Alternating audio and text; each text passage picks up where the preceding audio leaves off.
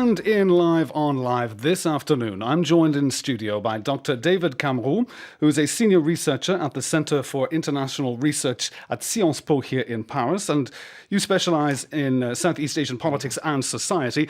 You're very welcome to the programme today. Pleasure to be here. Now, today, this Thursday, we're going to put Myanmar under the spotlight. Today, Myanmar's National League for Democracy nominated Htin Kyaw. Is that my right? Yeah. That's the pronunciation, more or less. Htin Kyaw as the country's for the country's presidency. Now, as a long-time democracy campaigner, Aung San Suu Kyi is banned from the top job according to the current constitution. Now, can you tell us a little bit about who this person Kyaw actually is? Well, he's been chosen precisely because he's bland, and we don't really know a great deal about him. Mm-hmm. He's an old friend of hers. His father was a candidate way back in 1990, and his wife is close to Aung San Suu Kyi. She's a member of parliament for the National League for Democracy, mm-hmm. and he's confident, somebody that she trusts. He's driven for her occasionally, but he's not. Keep saying he's a chauffeur. That's not a bit unfair to him. Mm-hmm.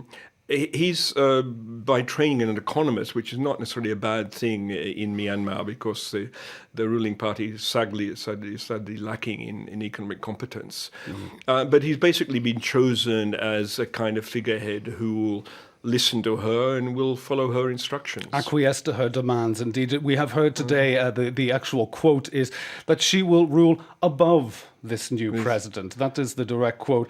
But how will this arrangement be implemented? Well, she'll rule above him. I mean, there is in Burmese mythology the idea of the Minlung, the virtuous king or queen who will come and bring prosperity and freedom to her people, and Aung San Suu Kyi certainly fits that bill. In practice, we'll have to wait and see. Will she become prime minister? That was one of the hypotheses some time ago, although the constitution doesn't foresee the position of prime minister. I think it'll be a little bit similar to what happened with Sonia Gandhi and the government of Modi in India some years ago, when she said that she didn't want to become prime minister, but she was very much behind the scene, giving instructions. Mm. The real problem is that beyond Aung San Suu Kyi is really the question of competence within the party itself. These are people who've had no experience in government because we've had a military regime for so long.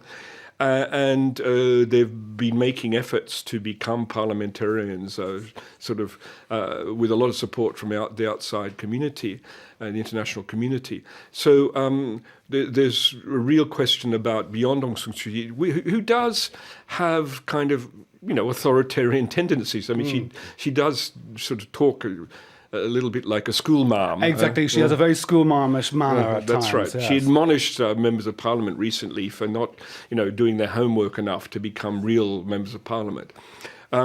So after the formation of the government, the real problems begin because in Myanmar there are a whole series of challenges facing this government. Indeed. So what happens now? I mean, we have Kyaw nomination now. What exactly, now the ball is rolling, we have up until March 31st, I believe. What happens in this interim period before the president actually takes over?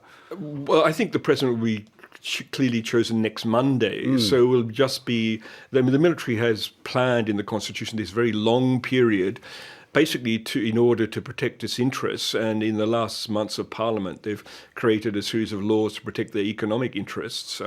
The important challenge for Aung San Suu Kyi and for the new president is to keep the military on side. The military still has considerable power. They're 25% of the seats of parliament.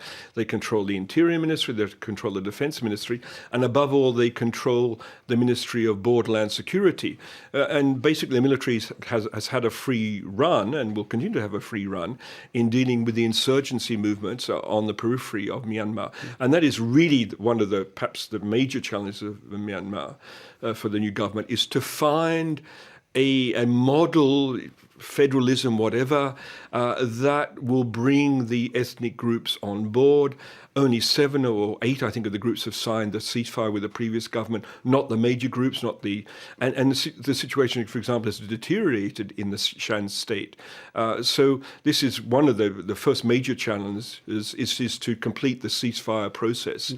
And then part of that is to decide, well, damn it, what sort of country is this going to be? Is it kind of going to be a federal government? What is the degree of autonomy that's going to be given to these regions? So they're really starting from scratch here. I mean, Aung San Suu Kyi herself will have to start forming a cabinet. I mean, will that also include people from the military junta? She will certainly make efforts to keep the military on side. To appease them, Yes, and to discourage them from wanting to return to power. Not that I would think they're particularly inclined to do so. Well, keep your friends close and your enemies closer, possibly. That's indeed the case. Mm-hmm. So she has to, there'll be the formation of a government, and then there will have to be a prioritization of all of the questions that have to be addressed: questions of development, the question of poverty, the improvement of the education system. I mean, one could be sort of very pessimistic for the future of Myanmar, given the whole series of challenges. However, at the same time, it is a potentially rich country in terms of natural resources. It has an enormous amount of support from the international community. The Japanese, for example, have been asked to massively increase their aid, and the European Union contributes quite a lot of aid to Myanmar. So the Western world is, the international community is really rooting for Myanmar, because this is about the only good news story around there in terms of democratization. No, I mean, I was actually in contact with a friend of mine earlier today who's living in Yangon at the moment, and just saying, well, what exactly are the issues on the ground there? Of course, there are concerns about the lack of experience from the NLD, and people are anxious to see what this transition will be like, and also the people in Myanmar and abroad, as you've just mentioned, have high expectations, perhaps too high, on whether this new government can deliver because of their lack of experience. But the one crucial question here is, we've always been following the NLD's progress towards democracy over the past decades. But what is their economic policy? What is their strategy in bringing the country out of poverty? Do they have one? Not really. I mean, the economic platform for their election was actually written by an Australian academic, a friend of mine, Sean Turner. So it's certainly going to be an open economy, but the question is, how are they going to deal with foreign investment, and particularly, which is a political issue, the omnipresence of Chinese investment in Myanmar in areas which are politically controversial, for example, building dams, exploiting mines and that kind of thing. So, this is one of the questions that they will need to face. And they will require a great deal of support from outside. Mm-hmm. Well, you see, the unfortunate thing is we've seen economies open up their markets without any controls, and it can go completely skew ways, where within 5 years now we'll have skyscrapers going up all around the place. We'll have a massive flood of information technology and communications companies trying to get their foothold in this emerging market. I mean, is there what advice are they being given from perhaps your colleague in Australia about how to stop what has happened in a lot of African countries, for example? Yeah, the opening up of the economy began some years ago, sure. And they have introduced investment laws. And frankly, they're not done too badly so far. There are concerns about destroying what is one of Myanmar's great advantages for tourism, for example, the colonial infrastructure in Yangon. But there are local NGOs who are very active in that area. And one of the things that Myanmar has going for it is that its diaspora is both politically committed and well-educated, and some of those people are now returning to Myanmar and bringing their competence back. Mm-hmm. So I think we can be sort of cautiously optimistic that they won't make the same mistakes that other countries have made in Southeast Asia. Now, one final question for you, Dr. Camroux, is the Constitution, as it stands, that was put in place by the military, prevents Aung San Suu Kyi from taking the position. But what is stopping her now from changing that Constitution eventually and then becoming president. Will we ever see the day of her being president of the country? It is feasible, and there is talk that in a year's time the question will be addressed again.